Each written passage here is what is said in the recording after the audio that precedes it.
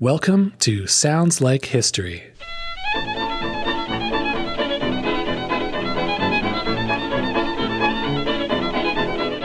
In this episode, Mark Reid, editor-in-chief of Canada's History magazine, speaks with Rachelle Chiasson-Taylor, music historian and archivist at Library and Archives Canada, about an early recording of popular children's songs and a Scottish folk song with an arrangement by Joseph Haydn, performed by a beloved Canadian singer.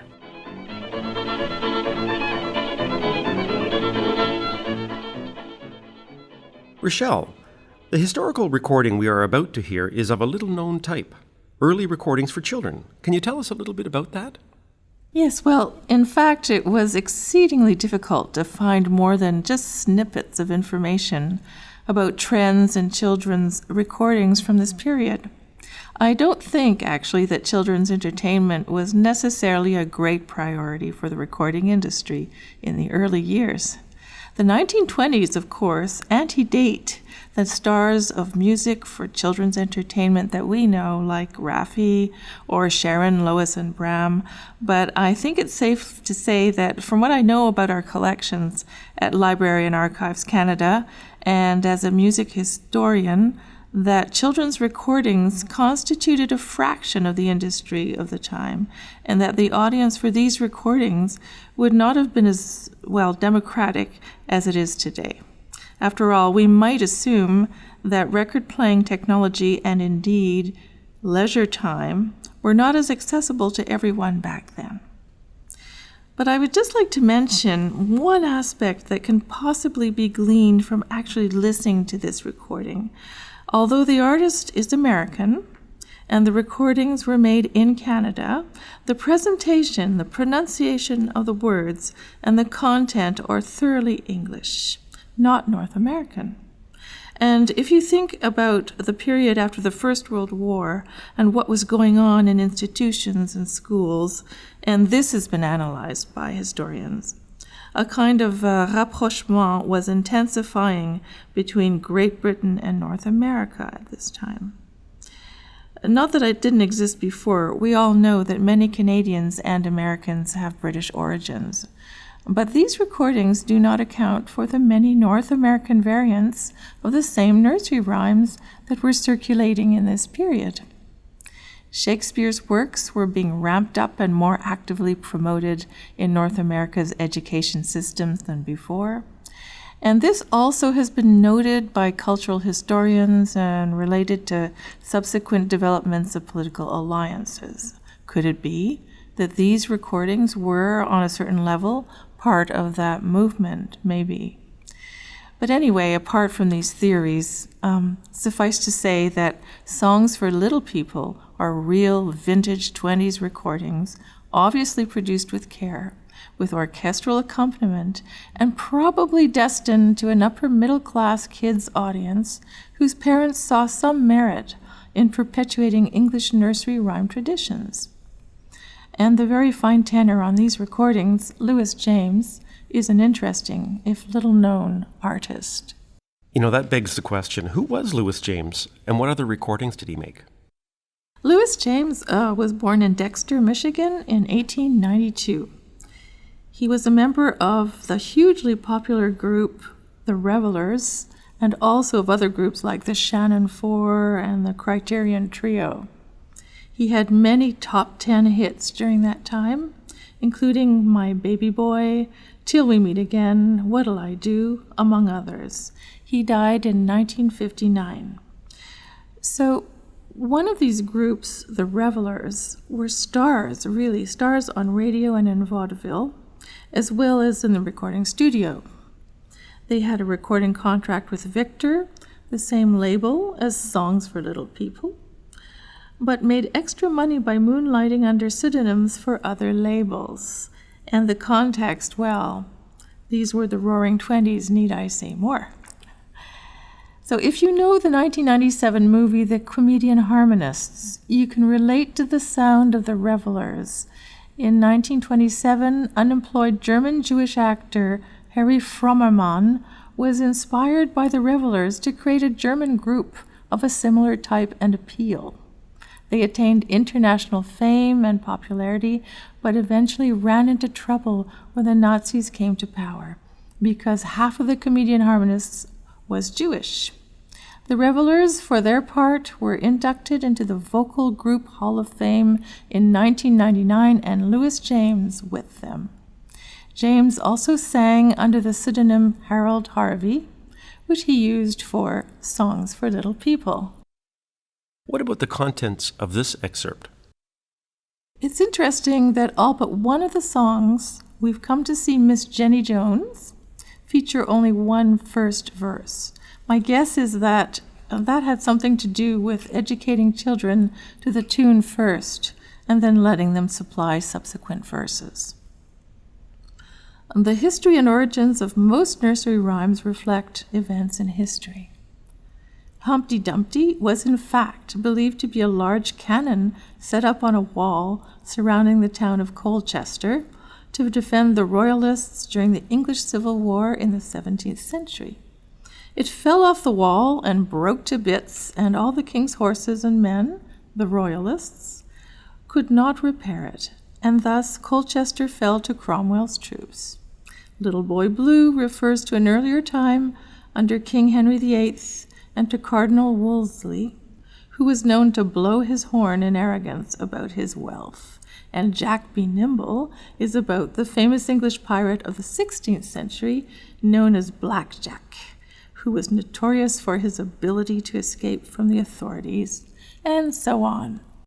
So nursery rhymes are part of a folk tradition that can include the people's voice about political or social issues, and that is fascinating.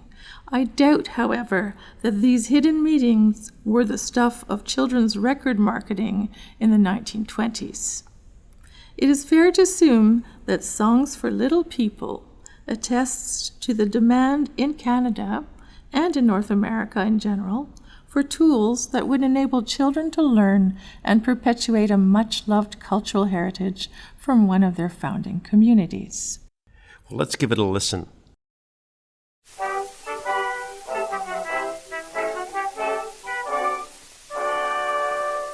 Humpty Dumpty sat on a wall. Humpty Dumpty had a great fall. All the king's horses and all the king's men couldn't put Humpty together again.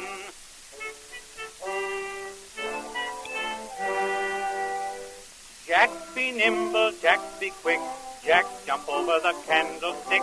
Jack be nimble, Jack be quick, Jack jump over the candlestick.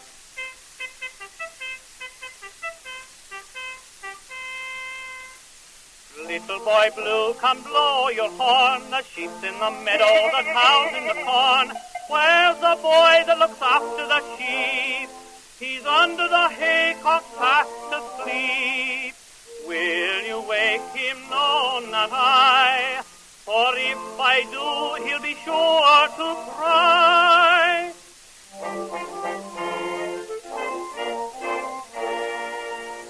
The frog he would the wooing go. Hi-ho, says Rolly, whether his mother would let him or no. With a roly-poly, gammon and spinach, hi-ho, says Anthony Rolly. It was the frog lived in the well. Hi-ho, says Rolly, the merry mouse lived under the mill. With a roly-poly, gammon and spinach, hi-ho, says Anthony Rolly.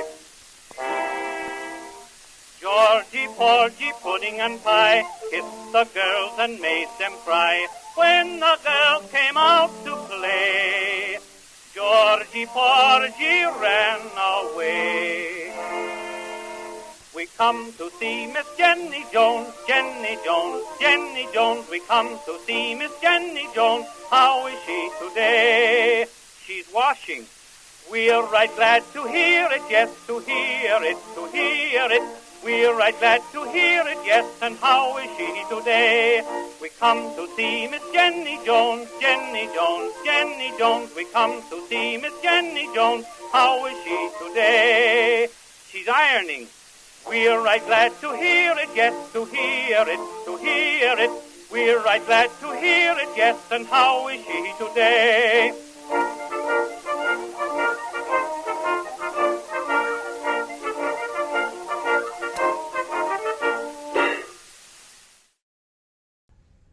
Our next song is by Sarah Fisher, My Mother Bids Me to Bind My Hair, a Scottish song by Anne Hume, arranged by Joseph Haydn.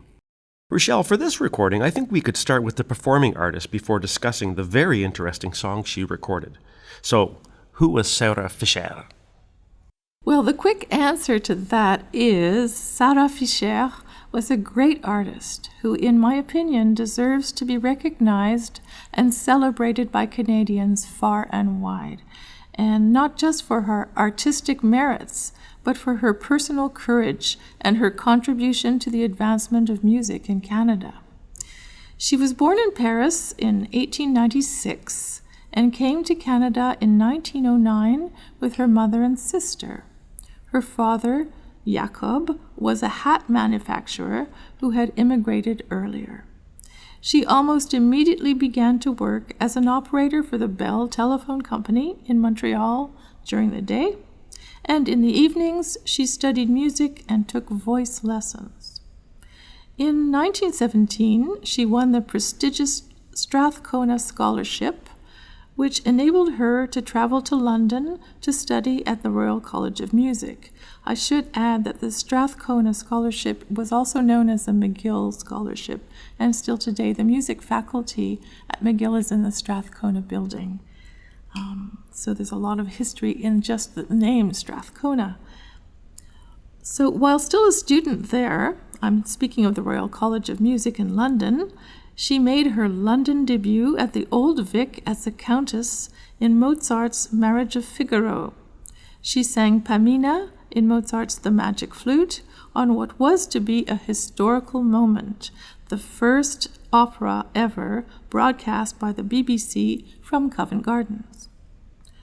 The year was 1923, and Sarah Fisher was doing all of this while still a student, supporting herself through her art. Sarah Fisher began touring Europe with the British National Opera Company in 1925 and also gave a number of recitals in London in venues such as Wigmore Hall, the Great Albert Hall, and Queen's Hall. Then in November of 1925, she joined the Opéra Comique in Paris and attained world fame singing more than 30 leading opera roles, which is really an enormous quantity of music and acting by any standards. She had become an international star of the opera scene and also a celebrated recitalist, specializing in French art song, often performing with the composers themselves at the piano. She toured extensively and made trips back to Canada on tour as well. This part of her career lasted some 20 years, and then she returned to Montreal definitively. What made her return to Montreal? I mean, presumably an opera career such as Sarah Fisher's was likely to last longer than just a couple decades. Indeed. Sarah Fisher began to think about returning to Canada as the Second World War progressed. Wars, we all know, are terrible for everyone, and artists are no exception. In addition to being in danger for her safety as a Jewish person, work became increasingly scarce for the same very sad reason. Her father, now a widower, was ill and in need of her help, and she truly cared about developing opportunities for music in Canada. So in 1940, Fisher was back in Montreal, rolling up her sleeves, and she opened a voice studio and begun an enterprising period that saw her founding the Sarah Fisher Concerts in Montreal here to promote established Canadian musicians and present new Canadian talent. It was a great and it was really an immense success, but again, it was a product of determination, personal investment, and vision. Working out of her apartment, Fisher ran all aspects of the concerts, from performers' contracts to publicity and ticket sales. I'm quoting her, "I give talent a public hearing," she would say, and that vision translated into concert debuts for over 650 musicians, including contralto Maureen Forrester, composer Violet Archer, and pianists Robert Silverman and André Laplante, who had absolutely glorious careers. But in addition to all of this, she instituted the Sarah Fisher Scholarships for Canadian musicians, be they singers or instrumentalists. She was a devoted and tireless teacher and even offered scholarships to her most promising voice students. She explained these initiatives, quote, "I'm thanking Canada for my scholarship," and she's referring to the Strathcona Scholarship, 55 years ago, which sent me to London and opened the musical world to me, end of quote. Among her numerous distinctions, awards, and honors, in 1967, all of her costumes from past opera performances were displayed at the Hospitality Pavilion at Montreal's Expo 67, and her recordings were reissued on a private compilation called Sarah Fisher for release in Canada. Sarah Fisher died in 1975. This aspect of her legacy lives on in the careers of the many prominent artists her initiatives helped to support, and in their own legacies as well. Now, the recording we are about to hear is of the great Sarah Fisher performing an old Scottish song set to music by Joseph Haydn. This seems like a rather interesting combination. Indeed it is. But I should say that in spite of the scratchy-sounding piano introduction due to wear and tear on the filmophone technology, this recording is superb, and I'll explain also a little bit about the piece. But first, I should say that Fischer's rich mezzo voice and expressive phrasing, as well as her impeccable diction, render Haydn's setting of Anne Hume's text haunting and memorable.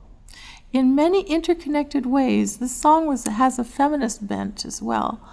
It was written by a woman, Anne Hume Hunter, who had to earn a part of her living through writing after the death of her husband, a celebrated surgeon and a friend of Joseph Haydn's, who spent long periods of time in London where the Hume Hunter family lived. The song harkens back to an old Scottish ballad and tells of a mother who bids her daughter to cheer up and have a bit of fun, even if her boyfriend, whose name is Lubin, is away. Quote, "For why sit still and weep while others dance and play?" End of quote. I can't help thinking that Sarah Fisher would have wholeheartedly agreed. Never one to sit still and weep, she rolled up her sleeves, as a mother instructs her daughter to do in this song, forging ahead relentlessly in her career, finding opportunities for personal independence and for nurturing expression in others, especially her fellow Canadians. Well, let's give it a listen.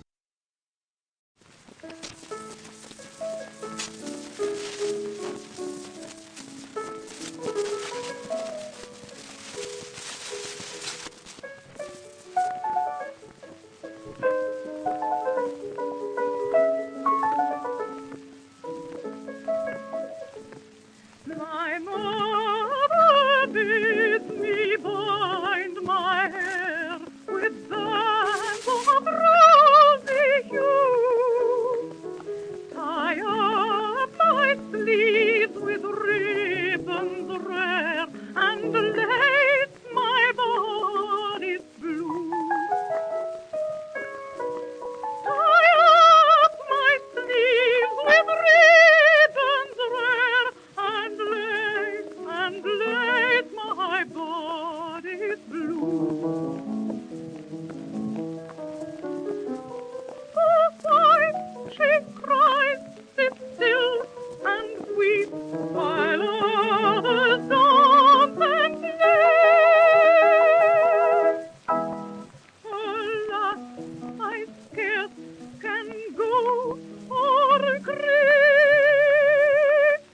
while loving is away.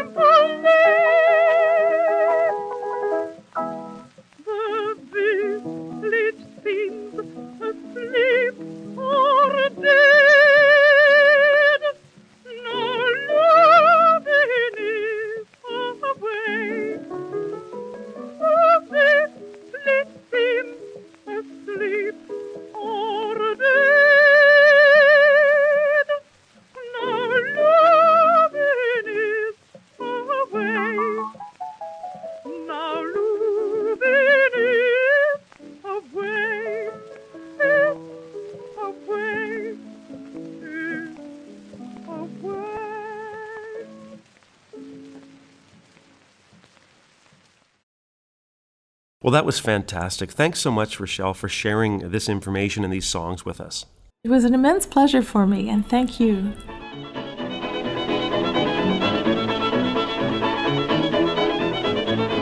Sounds Like History is an exploration of the virtual gramophone collection and was produced by Canada's History Society in collaboration with Library and Archives Canada.